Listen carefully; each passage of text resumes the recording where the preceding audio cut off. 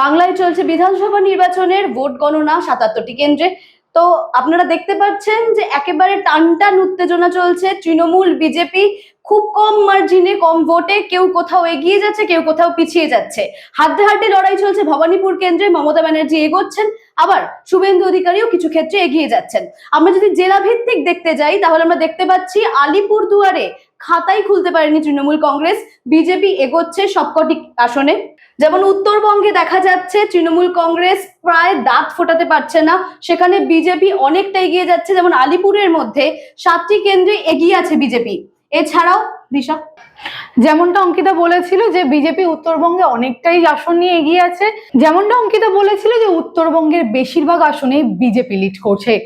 আমরা দেখতে পেয়েছি কোচবিহারের 9টার মধ্যে 7টা আসনেই বিজেপি রয়েছে, কালিম্পংয়ে একটা আসন সেটাতেও বিজেপি রয়েছে। আর এদিকে মালদায় 12টা আসনের মধ্যে 6টা টিএমসি, 6টা বিজেপি, মানে দুজনেই সমানে সমানে চলছে।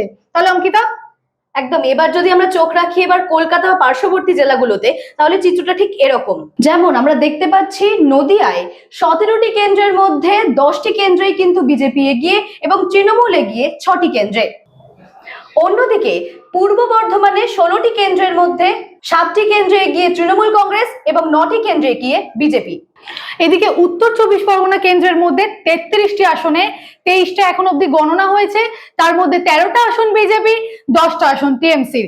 এদিকে হুগলির 18টি কেন্দ্রের মধ্যে 12টিতে বিজেপি লিড করছে, বাকি 4টিতে টিএমসি। বাকিগুলোতে এখনো রেজাল্ট সামনে আসেনি বা এখনো গণনা কি হচ্ছে সেটা সামনে আসেনি, সেদিকেও আমরা দেখব।